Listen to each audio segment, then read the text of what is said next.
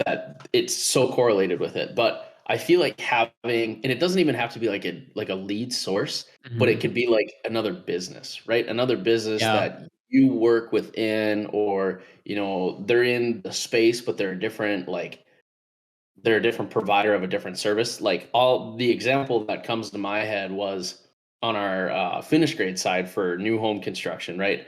Aqualon in town is kind of there's other sprinkler companies, obviously, but I feel like they're kind of the biggest.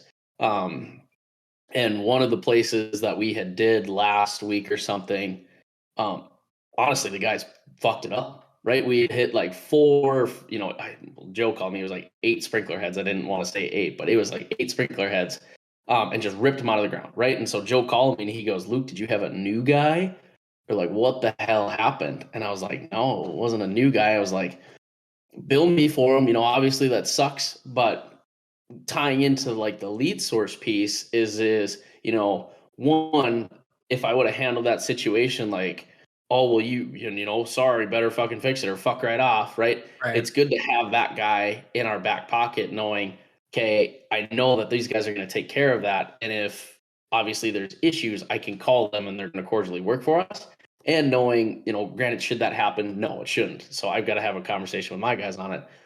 But say, they see your good work, they're able to recommend you to other people as well. So like, that is my kind of um, example of like a different lead source. And there's so many like different avenues of that in the space Yeah. where they can be applicable to anything. It doesn't have to be, honestly, the marketing side is huge, but like other people that you work with can be a huge lead source as well. So it's Yeah. establishing those relationships. Definitely. I think honestly, like you and or I should say, you and I, our working relationship probably understand that the most because yes, like the digital marketing, we do for Black Iron is great. It brings in some leads, all that is great. But if you only relied on that, it doesn't work. It doesn't make sense. And that's why, when we go into business with a construction company, we're like, don't put all of this on our shoulders. Like if we don't have a single lead come in from this, social media post or Google ad, we're going bankrupt. It's like you need to be out, pounding on doors and continuing to build these relationships, shaking hands, going to other bigger construction companies and asking to sub out work, like whatever it is you need to do. You can't just rely on one source because the way I look at it is if that somehow gets cut off and you're just dead in the water, it can be very, very tough. But to your point as well, I think going a little bit further, having multiple streams of income, I think that can really help. So what we do on our side is, we've got the Dirtbags, which is going to be, bringing in some income. And then we've got our marketing agency, which is really our core business. It's the full-time partnership. Then we also build websites. And then we also have Turf Wars, which is another company totally separate, but that can bring in income as well. So you don't want to spread yourself too thin, but as you're in the industry, look for other ways to kind of bring in multiple streams of income. Because if one, God forbid, just like if the water turns off and it stops, you still have other streams coming in and you can make it work. Yeah, well, and that brings me to think of like subcontracting. Like in our space, there's so much subcontracting that goes on. Like we don't do any of our like, I honestly hate landscaping, right? Landscaping is what I kind of started Black Iron as, and obviously now we're full excavation. And there's still people that call us and they're like, "Oh, hey, like what type of grass seed should I use?" I'm like, I don't know. I don't do any of my own seeding, right? We sub all of that out to another company because in swapping, we get all their grading, right? Yep. So it's also establishing relationships like that, like, hey, how can I help you? How can you help me type thing? And there's other ways, that way to where you can help yourself and help others too. And that's Yeah. kind of the whole grow as a community. Obviously, you're competitors, but you can still work together. So, and I Yeah. mean, there's you could dive into a fucking wormhole on how many different like areas of subcontracting there are. We get it all the time, and there's some people that really they get upset, and I can see why. Like I'll take a landscape company for instance, right? Because they're, say they're a design, build, maintain company, right? But they don't have, curbing, or they don't have patio installers, and they hire out another company to do that for them. Obviously, the company that's lining them all up, which, in that sense, as a general contractor, they should have a little margin on top, right? For their Right. time lining it all up. I know there's some people that cannot get over that. Like, there's a huge, like, if you're doing that, you're a scumbag. I'm like, well, you go line it up then. You take all of your time, make sure everybody is going to be here when they're supposed to be here. There's no mistakes. If there is mistakes, you're fixing them and not me. It's like there's Right. value in that, and people don't see that. So I think that's another way, kind of getting off topic, but that's kind of another way of a lead source, right? Working with other companies. So Yeah, 100%. And really just building up, you know, the book of business. You and I've talked about that as well of, you don't just want one supplier of business, you want a whole network. And even if they're not going to get you paid, essentially, like if they're not a paying customer, you can still network with them. You can still meet them because they may know somebody, or they may have deep connections with some of these other big projects that are going on. And if they can highly recommend you, we all know that the best form of marketing is like word of mouth. Hey, go with these guys. They're awesome. Here's Luke Payne's phone number. Give him a call. And then it's almost done at that point. They give you a call and you're like, yep, this is what we do. This is what it costs. Cool. When can you start? And it's the best form of marketing is word of mouth, and just having additional channels, even if they're not going to be a paying customer, it's still okay. Don't be a dick, be great to everyone, add value to people, help out where you can, even like in the community. And we don't need to go down this rabbit hole as well, but helping out in the community helps because other people see that and they see you as a reputable, authentic company, and they're going to be shouting your name out as well for when you need laborers or when you need jobs. Like whichever problem you're having, we're all going to have a certain problem at any point in the year. Having people in your corner really helps. it does. And it's crazy how small the world is. Yeah. Like, I know I've bit my tongue a couple times to where um you say something about somebody. Well, that person might know them really well, or that person has a really good, reference or a good referral base, right? And they hear that, right? Then it's like, okay, so you really just want to be, I hate to say it, but you want to like have conversations with people. You want to be nice to people, right? And I feel like our world is super judgmental to where we should stop in the easiest way to say it, right? But it's just crazy how small the world is, and how, anything, especially now with phones and social media, anything can be taken the wrong way. Text can be taken the wrong way. So yeah, I don't know. That was kind of a 4-point topic there, but it's, yeah, world is small. Be nice to everybody. Have good conversations. All that fun stuff. Go make some money. Go make some money. I like Exactly. it. Speaking Exactly. of money, that is a perfect segue into my next point. Um, Leveraging capital for equipment. So speaking of, Dave Ramsey, speaking of money and all that, starting businesses, we try and help contractors start a business, and we had a great example. Don't need to go too far into it, but basically somebody had been listening to us. We've been talking to them quite a bit, and they potentially are going to leave the job they're at and start their own excavation company. So how do you leverage capital? Obviously, it is a very expensive business to start. You can't just, it's not a marketing agency where you can just start with a computer. How do you leverage your capital to start a construction company? We'll do that. That's a tough question. That's One, a, I can't. let me take, I let can't me see take a them take. sip. They're gonna kill it. You can just tell that they've got the drive. They've got all the ambition in the world. Good Oh yeah. connections. I mean, leveraging your debt, you have to in our space, right?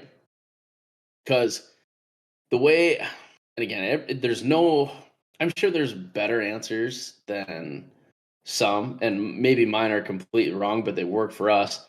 Sure. On my end, I like new things, right? I'm not a diesel mechanic. I don't know how to fix things, right? So I prefer the warranty side. So I'm okay with paying a little bit more to ensuring that I know I'm going to be able to work a little bit longer. One, is it more comfortable for the guys too? Yes. But as far as like the leveraging part of it, that's where you really kind of have to get down to your numbers. And it's tough because you gotta try to figure out your true costs on everything. And you don't know your true cost, I feel like, until you really start to run. And then that's where you kind of figure out, different numbers. And again, that kind of ties into the bidding piece. Um, but yeah, dude, that's honestly a tough question because Yeah. like people, and maybe it's just us. And again, I like to invest everything we have back into the company so we can Yeah. have the best, right? So that helps me leverage a little bit more because we have more cash flow to where, I'm not taking it. I am giving it for, salaries for my guys. I'm getting different things that'll help make their job easier, right? So my way of leveraging debt is probably completely different than somebody else's, but Right. I'm all about growth.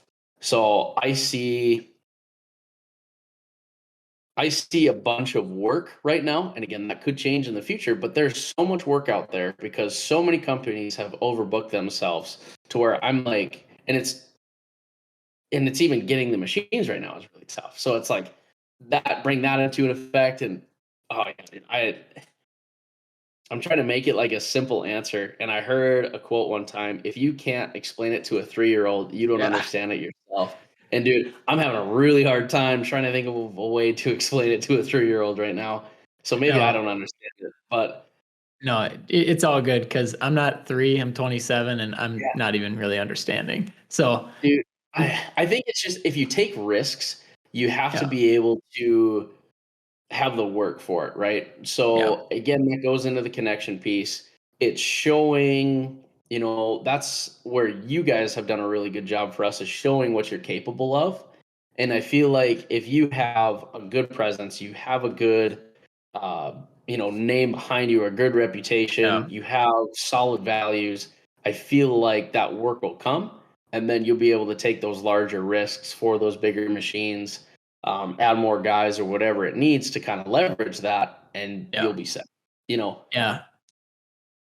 yeah, that's the most simple way I could really think of. But Yeah, that's the a way I love to look at that is, especially, if you're younger in the getting in the business or in the business, you're in your 20s, 30s or 40s, it's like you're not going anywhere for a while. yeah. So why not, Why not dive invest into that? Yeah, right why back? not invest into your digital presence? Why not invest into your equipment? Why not invest into your people, your company, everything? I mean, it I look at our careers, I'm like, okay, I'm not going to go anywhere for probably 30 years at least. Might as well, like, the money I put into our digital asset, our business, everything is just going to keep growing. So it just, to me, it makes sense, but just to have It's now, so you taken can enjoy it later, right? exactly, yeah, and taking care of your business. But I'm also very, frugal. I'd rather pay myself, very little, which I don't know if that's the right way to do it either, but I'm okay with it as long as it's going in the business because I know it's still going to grow and then it's going to create that golden egg where it's just producing when I don't have to be there. I feel like when you think of owner salaries or you think of own or paying yourself, I think you have to a lot of people are like, well, I'm gonna pay myself minimum wage. Why would I pay myself anything other than minimum wage? I'm like, well, you That's have to invest in yourself too, because yeah, it's your company. And think about how critical you are to that. Obviously, you started it. So why would you not put yourself in a good place too, to where you're healthy, you're happy, yeah, you can pay your bills, you can still have fun. So I think that's super critical, and I think there's a big disconnect with people. I actually had a guy have a conversation about me or about that with me this week, and they're like, "Well, I'm going to pay myself minimum wage. Everything else will go back into the business." I'm like, "Well, why don't you pay yourself more than minimum wage and still yeah, put money back into the business to where you're both comfortable? Why yeah, would you try to set one side for its thriving and you're struggling to meet ends meet?" I'm like, that doesn't make sense. right. So I don't Yeah. know. There's definitely a balance, and I am definitely very aware of that. Of okay, what is my minimum to live on? Pay Yep. myself more than that, and then to then make those to go travel, to go to trade shows, to go out on the lake whenever I want, to do those things, but also to make sure that the business is getting something and I'm getting something, because, they're both the same. I mean, your business is yourself if you're, an LLC or a sole proprietorship Mhm. or owner operator. So just making sure that you're also getting paid, your family's getting what they need, and then your business is still retaining some of those profits. Yeah. Another kind of a same tie into that same topic is the word invest. I feel like when people say the word invest, they think of like stocks, real Yeah. estate, like things that are less tangible. When I think of investing, I'm like, I'm going to put 200 grand into this brand new machine. Here's Yeah. what it cost me a month. Here's what it can make me a month. Right. I Hmm. think of the 1% rule with the real estate side, to where, say you buy a $200,000 house, you want rent to be 1% of that, right? And then you're cash flowing. So I kind of bring that into the machine side too, where I'm like, okay, if I'm making, 1% of my cost on that monthly, I'm fine. Granted, I have to take my true costs into there and, figure out all my numbers that way. But that's how I want to invest. I want to invest in machines. I want to invest in productivity. Obviously, you have the real estate side, and I do some stock stuff, but that's how I see like the that's how I see investing. That's how I see, putting things back into the company. That's how I see leverage, right? This costs me this much a month, but here's what it can make me a month. I have to go out, put my boots on the ground to make that happen though. Kind of back to your piece of, Phaser isn't a one-stop shop for Right. we're gonna get you all the leads. You gotta do that yourself. You have to put in the work yourself, but you have Yeah. to have your team, your machines behind you to be able to do that. Yeah. It's everyone working together, to get to that goal of what you have. So, yeah, it's not just one channel or one person doing everything. It's, putting people in your corner to take care of those things so that you have success. Succeed, yeah. Um, so we're definitely going to change courses a little bit, but you're talking, about finances, and you're talking about figuring out, with your equipment and how much work it should be doing. How do you bid your projects? And if you could dive into that of, um, maybe from when you started to what you know now, just some principles of like how you go about bidding your projects. I mean, how do you go about that? Dude, I have zero like knowledge on how to bid when I first started, right? When I Yeah. first started, it was solely on, okay, here's what I think I'm going to charge for myself and my machine. Here's how much time I think it'll take to get it done, right? That's the simple way of bidding.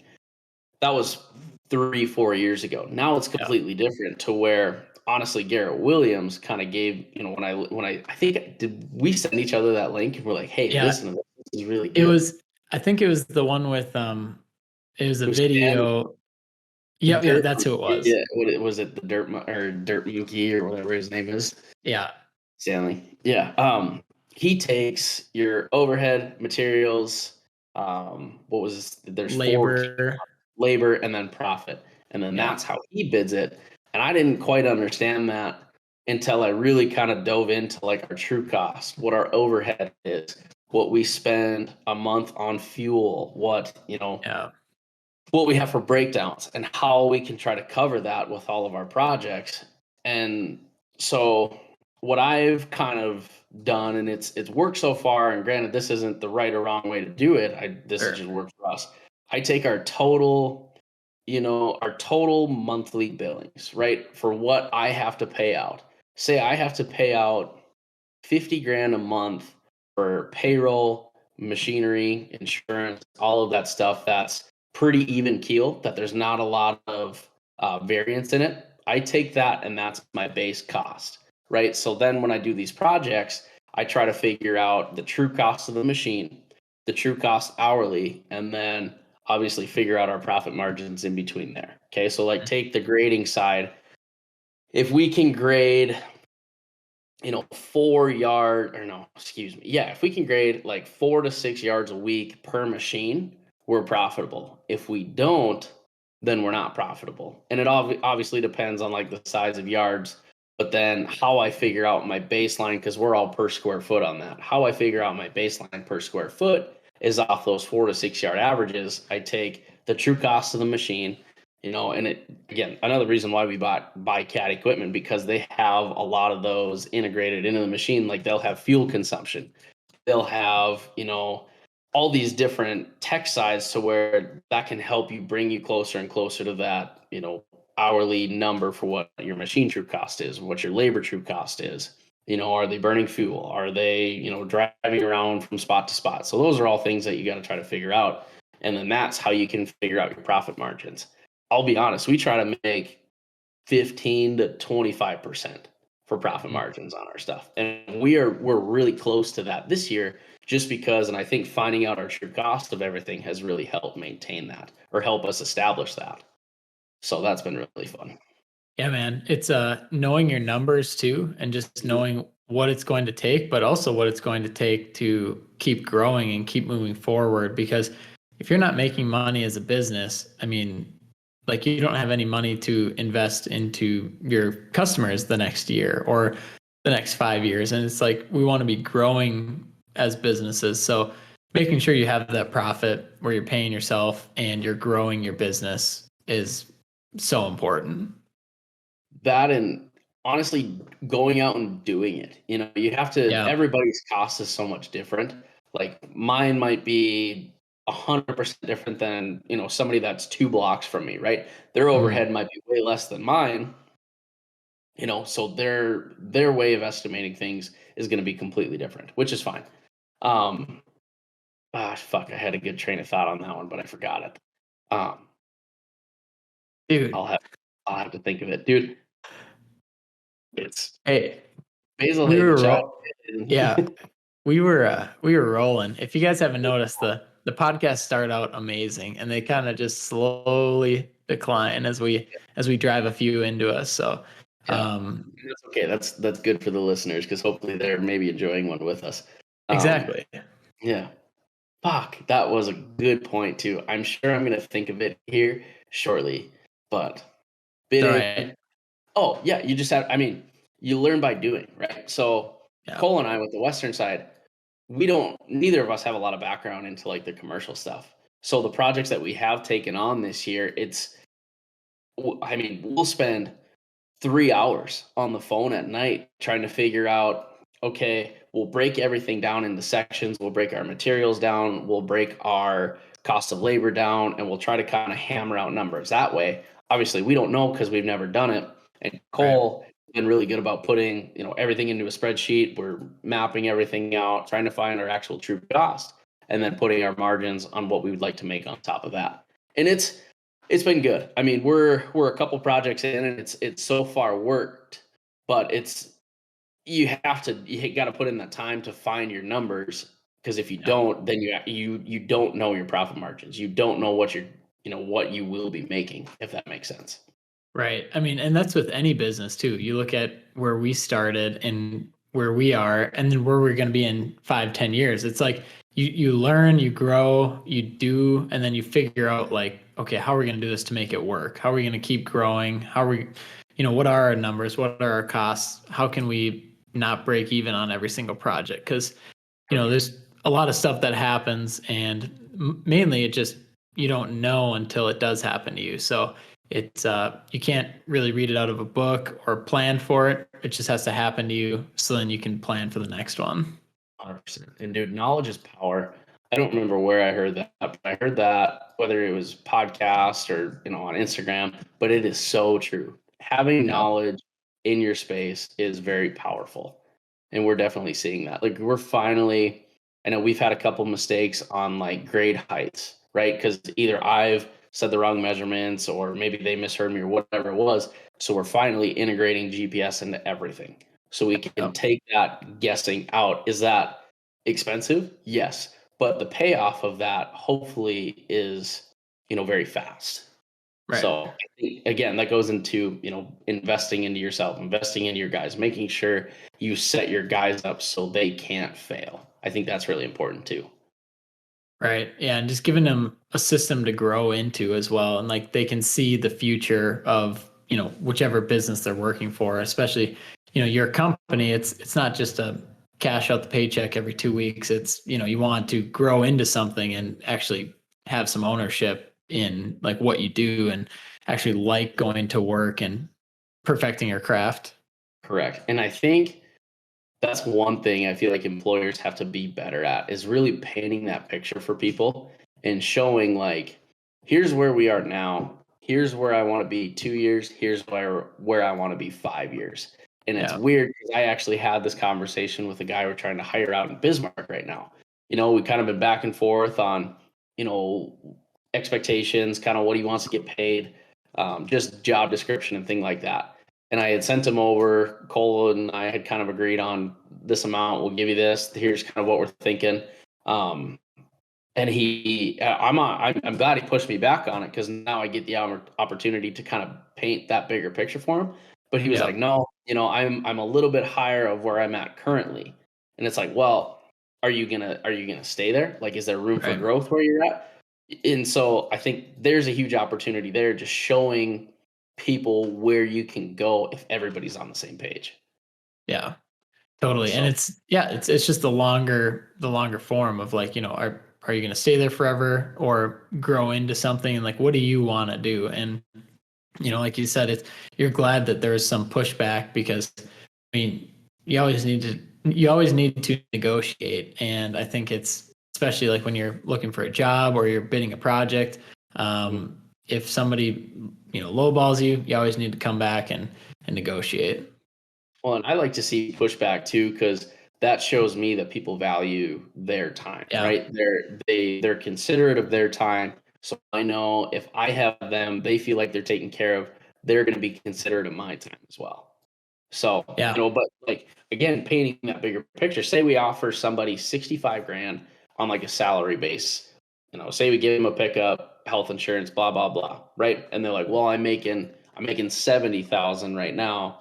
Right. But I don't have a pickup and I don't have some of these, benefits. It's like, okay, look at your bigger picture here. You're here with not a lot of room to grow. I'm offering you a Mhm. little less to start.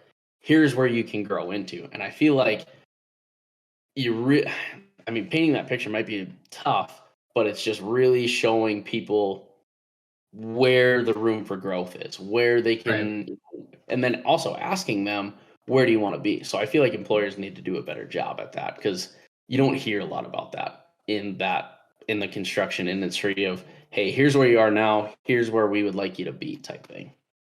Right. Yeah. It feels like, and not every company, obviously, but the companies that are struggling to hire, they're just looking to hire bodies, to come in and do some labor work. But some of the companies that are seeing some success in hiring, which is very tough right now, but they're giving them more of that ownership feel of like, this is where we want you to come in at, this is where we want you to be, and really be a part of the culture, the business, the company, a little bit more of that. And it's the job market's crazy right now, especially for the industry. So having that edge and showing somebody there's that light at the end of the tunnel of like, okay, this is where I want to be going towards, can be huge for your hiring process. It can. I kind of an off-topic question too. Have you seen any pushback from contractors as far as like promoting themselves right now? Because I think aren't we on like, or we're close to Q2 to where if it's 2 quarters of like, what are the indicators? If you're what indicates a recession again? Is Yeah, it I believe two? it's 2 consecutive quarters of the GDP dropping, Yes. and I Yes. believe, yeah, we're basically in a recession or Yeah. going to one.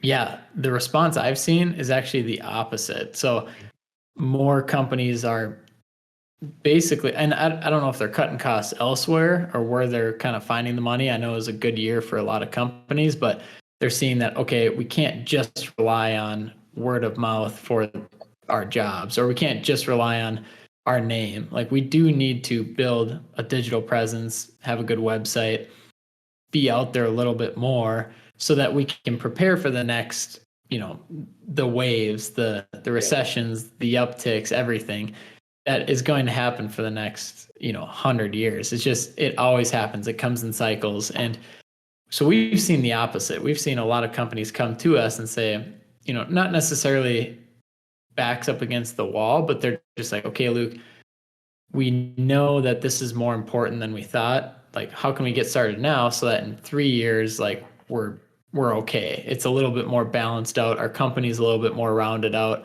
Where a lot of the mom and pop excavation companies, they just have that one lead source. It's kind of like what we're talking about earlier. But so the recession can hit different if you're only going B2C, or if you're only going B2B and that one channel cuts off and you have nothing else to get out there, then it's really tough. But the companies, and I'm young, but the people I've talked to that are older in the industry, the more you can kind of round out your business, the better, because you can kind of weather the storm through different things like this. And then, yeah, and you don't have just these crazy spikes and then these crazy spikes downward. It's more of like a consistent, like we're just going to keep growing. We're going to be like a force in the industry, and we're going to be able to adjust and pivot like when needed.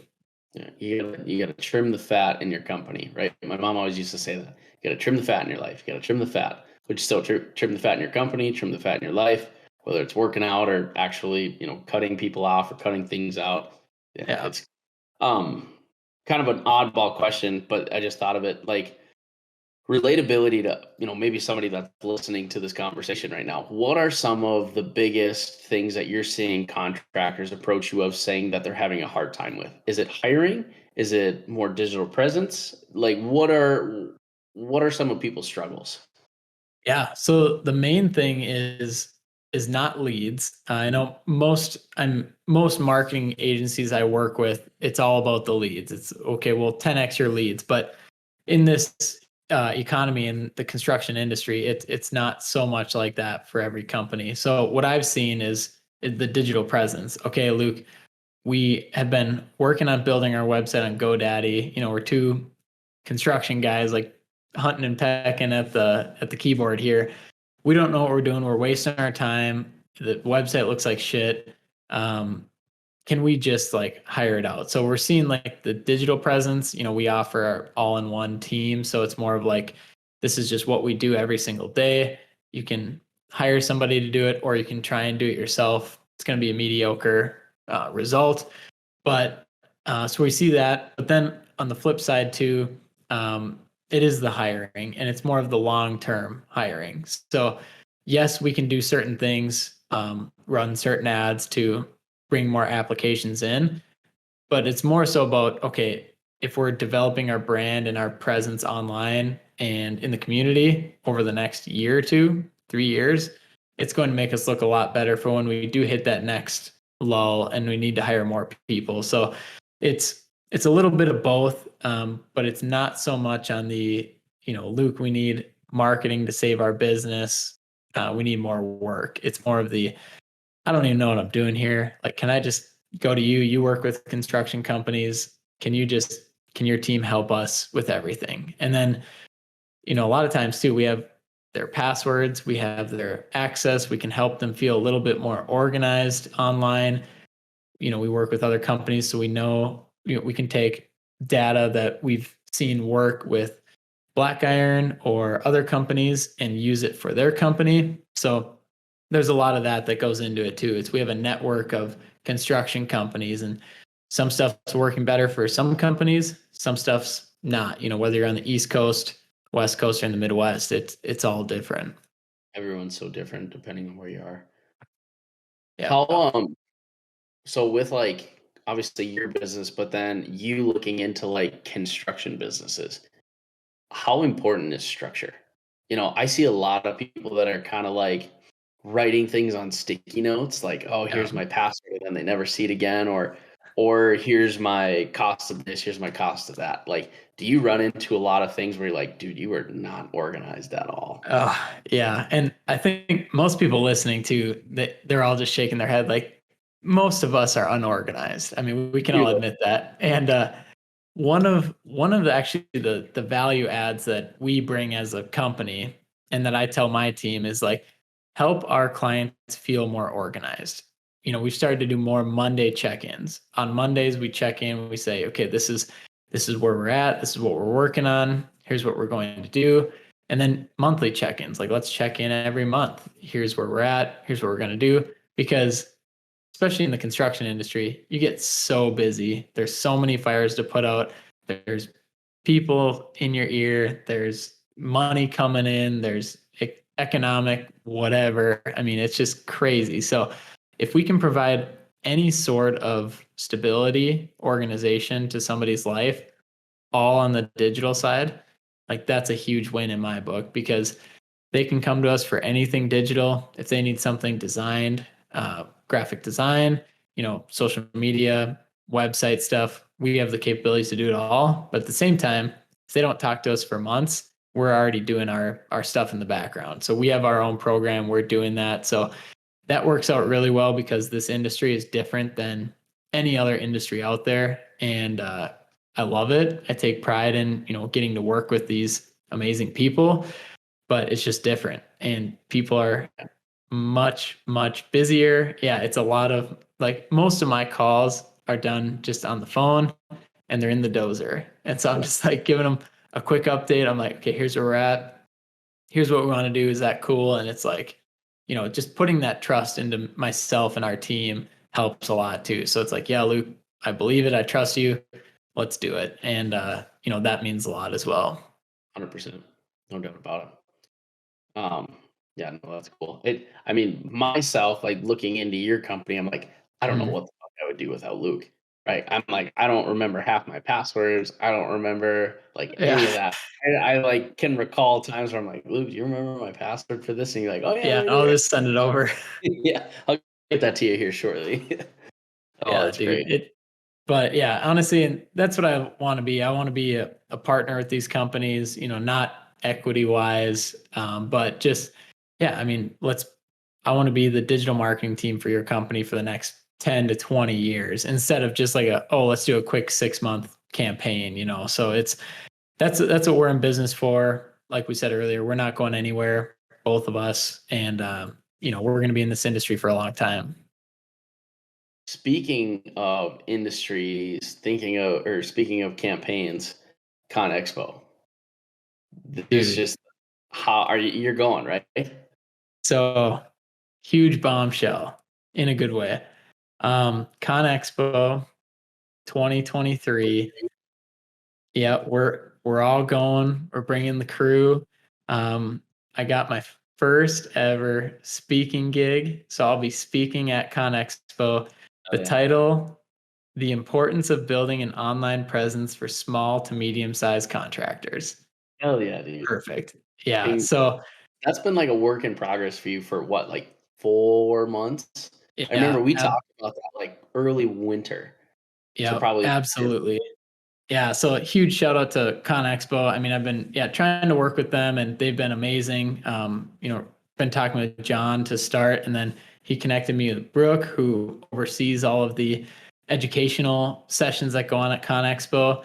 And I would say it kind of weaseled my way in. It was definitely like secured at that point, and I you just said earned like, yeah, I mean, I appreciate that. It definitely means a lot, and work towards it. And now like we're just getting started. I mean, I'm so excited to bring like all of our Dirtbags people, our phaser people, black iron, like whoever people are just interested in learning more about increasing your online presence and friends, stuff like that. It's going to be an absolute riot. So just got my official date and time today, of that. March 15th, 2:30 p.m. It's in the West Hall, 211 to 212.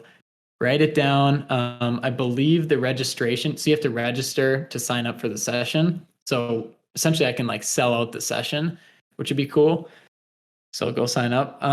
But we'll have we'll have the link on our Phaser Marketing Instagram. If you just click the link on our link tree, by the time this podcast drops, I should have the link to sign up for the show. So go sign up for it. It'd be great to have you out there. We're gonna probably bring Luke up on stage, throw some beers in the crowd, and we're gonna give a bunch of stuff away too. So it'll be a good time. I'm so We'll plan some dinners after too. It'll be a lot of fun. that is like, I can't wait to just be in that atmosphere, because I feel like everybody in the construction industry goes just to see what's new, just to like Yeah. mingle with people, just to, have a good time. I know Riley's sitting across right now, and we were having this talk like, what was it, 2 or 3 days ago? She's like, well, how come Olivia and I don't get to go with you and Luke? And I was like, you can, we don't care. Like, come on Liv, down. Liv's coming. She already bought her ticket. Right? You hear that? She's laughing. I think that would be a No, blast. That is actually over Riley's birthday, so March 16th. Even better. She's 33 on March 16th. No, I'm just kidding. She's 29. 43. No, even better. I mean, Vegas, the 16th, like we're not going to the show. We're just celebrating. So we're going to be out and about celebrating her birthday all day. I mean, nothing better. Oh yeah. All right, Riley, you're in. I'm She's in. Oh, that's funny. No, I'm excited for you. That'll be really fun. And just like the amount of people, I feel like that'll be there and listen to that and kind of hopefully take the time and be like, oh shit, this is actually really important. So I'm excited. Yeah. I'll definitely sign up and I'll be there and listening to it. So I'm excited. Yeah, you better be there. I'll be there. No, dude. I gotta take it easy on these before, because like right before you and I started this, we were both like, oh, it's got some bite to it. Now I'm like, where's the bottle? Yeah. Dude. Luckily, most of our listeners make it like, 60, 70% in and they start to drop off. So usually it's just the diehard dirtbags that make it this long. Oh, that's good. Good deal. CONEXPO, super excited. So congrats to you, man. That's, I mean, definitely deserved. So weaseled your way in, like you said, that's not the right term. Definitely earned. So yeah, I appreciate that. Now it's just, it's exciting because, I get to actually put my head down and work really, really hard for this opportunity and like try and deliver some value. So just some of the feedback I've, heard from some guys and that are just willing to come and support, just to be there and let me know how it is, even if it sucks, like they're going to be there sitting there, just letting me know how it is. And we'll go out after, have a good time. So super stoked just to try and do my best to add value to the industry. Are you going to have your book done by that time? Yep. Book's going to be done. Yeah. How many copies bringing with you? 2 full probably, seats. Dude, I don't even know. I got to finish the book first. So how's that coming, by the way? It's coming along. I'm traveling this weekend, so I think flights are a lot easier to write than any other time. I feel like there's just so many things going on, but when you're on a plane, you're in airplane mode, so it's like, well, what else am I going to do? So, definitely it's going well. I'm trying to make it a short read, honestly, because I don't read much and I don't like big books. So I figured do a short book, 100 pages or less, quick read on the foundation of just getting your construction company online. So honestly, 90% of my network probably won't read the book, but the 10% that will read it are all in the construction industry. And that's really why I'm writing it, is just to help add value, help the industry. This is how you bring your construction company online. So you should do like an audio book of that and have like Micro read it.